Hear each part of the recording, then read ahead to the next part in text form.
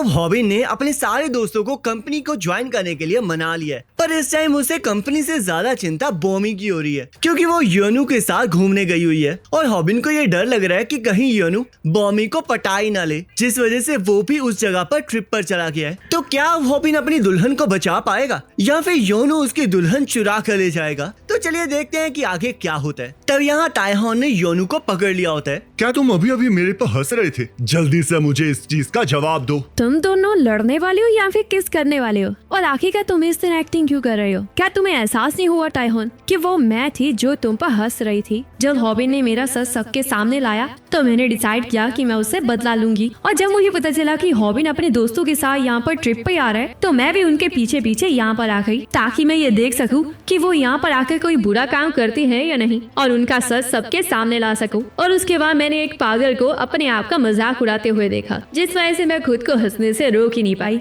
वैसे मैं सच में चाहती थी कि ताइहॉन मेरी हंसी की आवाज सुने, और ये तो अच्छी तरह काम भी कर गया क्योंकि अब मुझे लड़ाई देखने को मिलेगी। तो योनू ताइहॉन से माफी मांगने लगता है, जिस वजह से ग्योल को समझ नहीं आ रहा होता कि आखिरकार वो ऐसा क्यों कर रहा है। आखिरकार इतनी ऊंची आवाज होने के बावजूद तुम्हें मेरी आवाज सुन कैसे गई? तुम्ही ने तो कहा था कि मैं हंस रहा था, तो इसलिए अब मैं तुमसे माफी मांग रहा हूँ। आखिरकार इस तरह कौन सोचता है? तब ग्योल को इसमें काफी ज्यादा मजा आ रहा होता है और उसे बहुत ज्यादा एक्साइटमेंट हो रही होती है कि आखिरकार वो कब लड़ने वाले हैं। पर हम देखते हैं ताइहॉन योनो को कुछ भी नहीं कहता, बल्कि वो बस उसका एक ईयरफोन लेकर वहाँ से चला जाता है। तब यहाँ दूसरी तरफ बीच के ऊपर सभी लोग मजे कर रहे होते हैं और कुछ लड़के मिलकर लड़कियों को ढूंढ रहे होते हैं ताकि वो रात को मजे कर सके। तब ये सुनकर उनका एक दोस्त शर्माने लगता है और तभी उन्हें वहाँ पर बॉमी, रूमी और गायोल दिखते हैं और वो तीनों ही उन्हें बहुत ज्यादा हॉट लग रही होती हैं। तब गायोल और बॉमी आपस में बात कर रहे होते हैं और बॉमी पहली बार रूमी से मिलती है। तब बॉमी को देखकर रूमी को समझ में आ जाता है कि आखिरकार हॉबिन ने एकदम से ट्रिप का प्लान क्यों बना लिया। तो बॉमी हॉबिन का क्रश है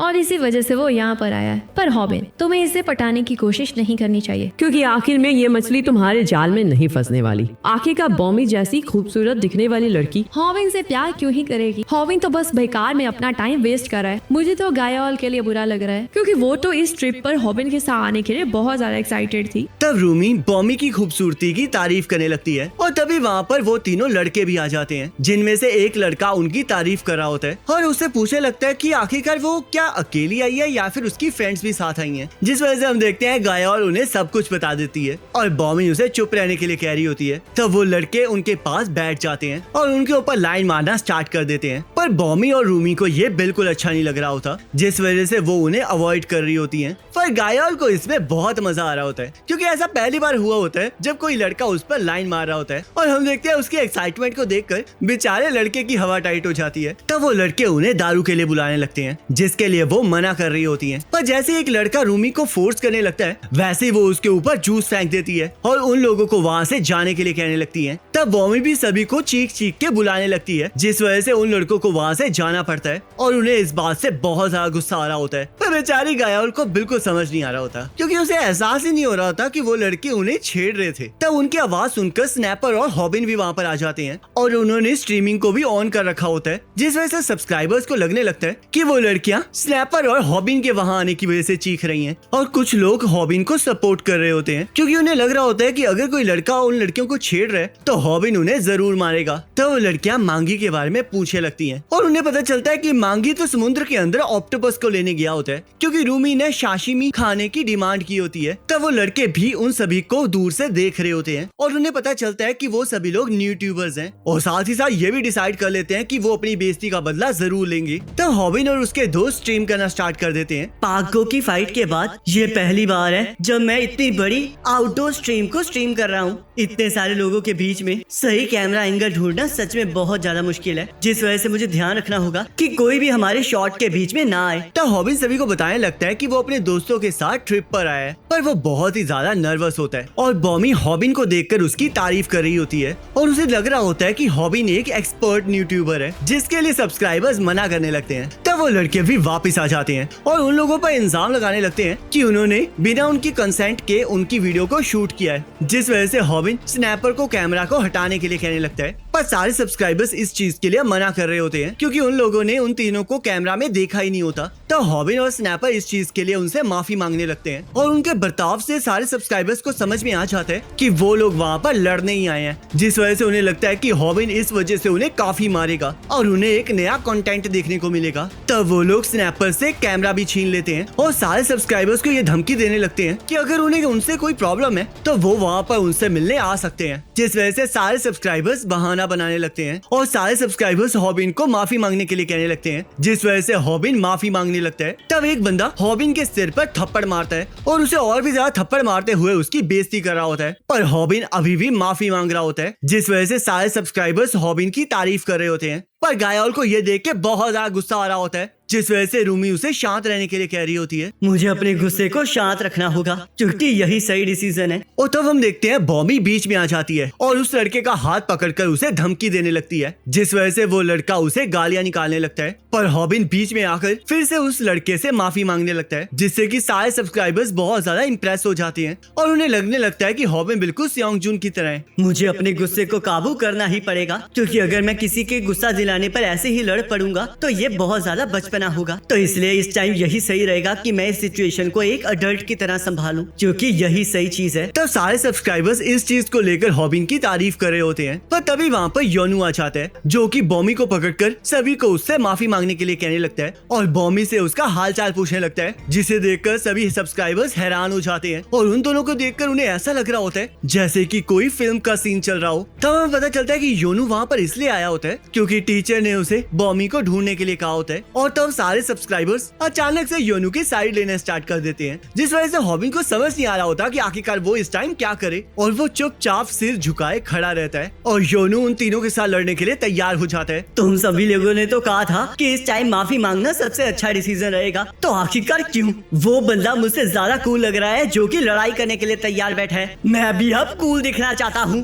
तो हॉबिन भी चीखना स्टार्ट कर देता है और उन सभी को बॉमी से माफी मांगने के लिए कहने लगता है, जिस वजह से सब्सक्राइबर्स को भी समझ नहीं आ रहा होता कि आखिरकार हॉबिन करना क्या चाह रहा है। तो योनू फिर से उन सभी को माफी मांगने के लिए कहता है, पर वो इसके लिए मना कर रहे होते हैं। तब उनमें से एक पर्सन पहचान लेता है कि योनू एक यूट्यूबर है जिसके 1.8 मिलियन सब्सक्राइबर्स हैं और ऊपर से वहाँ पर अभी भी कैमरा चालू होता है, जिस वजह से वो लोग कुछ नहीं कर पा रहे होते और वहाँ से जाने के लिए तैयार हो जाते हैं। पर तभी एक बंदा योनू को धमकी देकर जाता है कि जब कैमरा नहीं होंगे तब वो उसे नहीं छोड़ेगा। तब उन लोगों की जाने के बाद बॉमी योनू को इस चीज के लिए थैंक यू कहने लगती है और वो तीनों लड़कियां योनू को घेर कर खड़ी हो जाती हैं, जिस वजह से हॉबिन को बहुत ज्यादा गुस्सा आ रहा होता है और वो जमीन पर मुक्के मारना स्टार्ट कर देता है, जिस वजह से स्नैपर उसे शांत रहने के लिए कहता है। तब यहाँ पर उन लड़कों में से एक लड़के को एहसास हो गया होता है कि योनू की बॉडी कितनी ज्यादा स्ट्रॉन्ग है और यहाँ अगले दिन हॉबिन और उसके दोस्त बीच पर मजे करने लगते हैं। ये तो सच में बहुत मजेदार है। आखिरकार बॉस को कैसे पता चला कि बीच की ट्रिप मुझे खुश कर सकती है। आज वो दिन है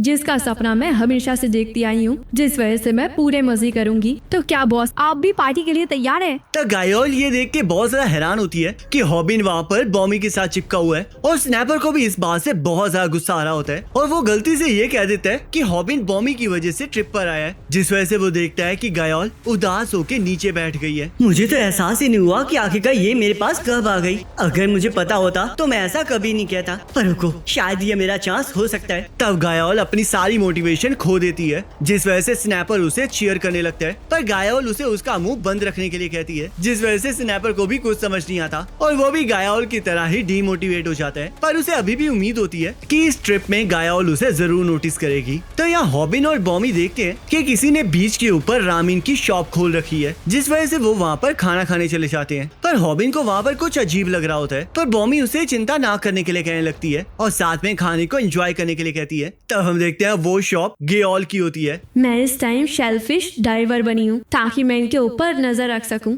पर मानना पड़ेगा ये मेरी जिंदगी तबाह करने के बाद यहाँ पर डेट पे आ गए। हॉबिन अगर तुमने रामन की एक भी ड्रॉप नीचे गिराई तो मैं एनवायरनमेंट वालों को यहाँ पर बुला लूंगी। पर आखिरकार इसके साथ ये लड़की कौन है और इतनी खूबसूरत लड़की एक लूजर के साथ कर क्या रही है? तो गेऑल हॉबिन को एक्सपोज करने का प्लान बना ही रही होती है, पर तभी वहाँ पर उसे पुलिस पकड़ लेती है क्योंकि वहाँ पर कुछ भी बेचना मना होता है। तो हॉबिन और बॉमी सनसेट देखते हुए बातें कर रहे होते हैं और हॉबिन तो सिर्फ बॉमी को ही घूरे जा रहा होता है, पर तभी वो देखता है कि योनो भी वहीं पर बैठा होता है जिसके बारे में हॉबिन पूछने लगता है और योनू उन्हें बताता है कि टीचर्स ने सभी को 2 के ग्रुप में घूमने के लिए कहा है, जिसे सुनकर हॉबिन को गुस्सा आने लगता है और उसे ऐसा लगने लगता है कि वो वहाँ पर कबाब में हड्डी बनने आया है। तब वहाँ पर योनू और बॉमी आपस में बातचीत करना स्टार्ट कर देते हैं, जिस वजह से हॉबिन और ज्यादा जलना स्टार्ट हो जाता है और वो बॉमी को ये कहना चाह रहा होता है कि उसे योनू से दूर रहना चाहिए। तभी एक वेव आकर योनू की शर्ट को गीली कर देती है, जिससे कि उसकी बॉडी दिखने लगती है और हॉबिन उसकी बॉडी को देखकर डिप्रेस हो जाता है और बॉमी इम्प्रेस हो जाती है, जिस वजह से हॉबिन डिसाइड करता है कि वो सबसे पहले योनू की सच्चाई बाहर लाएगा। तब तायहॉन भी वहाँ पर आ जाता है। इसका नाम योनू था ना? इसे देखकर अब मुझे यकीन हो गया है कि आखिरकार ये मुझे पसंद क्यों नहीं है, और ये इस वजह से है क्योंकि ये मुझे उस कुत्ते की याद दिलाता है।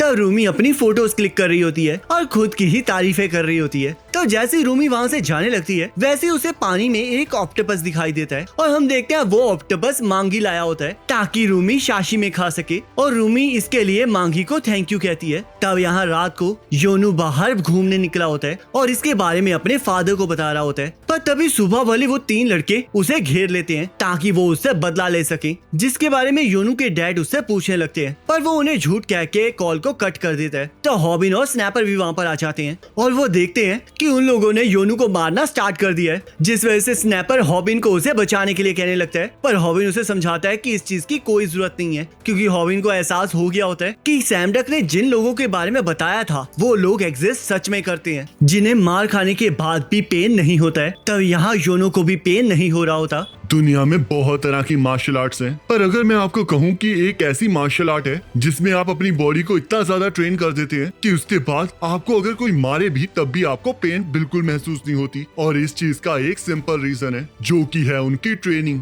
और वो सच में बहुत ज्यादा एक्सट्रीम होती है। तब यहाँ सैम डक की हर एक बात सच हो रही होती है, क्योंकि चाहे वो लोग योनू को जितना मर्जी मार रहे होते हैं, पर वो टच से मस नहीं हो रहा होता। वैसे आपको लगेगा कि मैं बकवास कर रहा हूँ, पर इन लोगों की बॉडी सच में एक आर्मर की तरह होती है, और जब इनसे कोई फाइट करता है तो उन्हें ऐसा महसूस होता है जैसे कि इनकी बॉडी पत्थर की बनी हो, और उन्हें मारने से खुद दर्द होने लग जाता है। तो इसलिए एक एमेच्योर फाइटर के लिए इन जैसे मार्शल आर्टिस्ट के साथ लड़ना इम्पॉसिबल है। तो ये सब कुछ देख के स्नैपर और हॉबिन बहुत ज्यादा शौक हो जाते हैं। आखिरकार ये एक्सजी कंपनी का ग्रुप कैसा है? इनके तो सारे मेंबर्स ही गैंगस्टर्स हैं। हॉबिन, तुम्हें तो मैं गुड लक कहने चाहता हूँ, क्योंकि शायद योनो ही तुम्हारा अगला ओपोनेंट है। इन मार्शल आर्टिस्ट से एक एमेच्योर तभी जीत सकता है जब वो उनके ऊपर 1 टन का ट्रक चढ़ा दे। तब तायहॉन उस लड़ाई के बीच में आ जाता है, जिस वजह से हॉबिन को एहसास हो जाता है कि अब तायहॉन खुद योनो के साथ लड़ेगा। मुझे ये तो नहीं पता कि मैं तुम्हें अच्छे से जान पाया हूँ या नहीं, पर मुझे इतना पता है कि तुमने क्योकुशिन कराटे सीखा है। वैसे मुझे भी पता लग गया है कि तुमने ताइक्वांडो सीखा है। और तब हमें पता चलता है कि ताइक्वांडो और कोकुशिन कराटे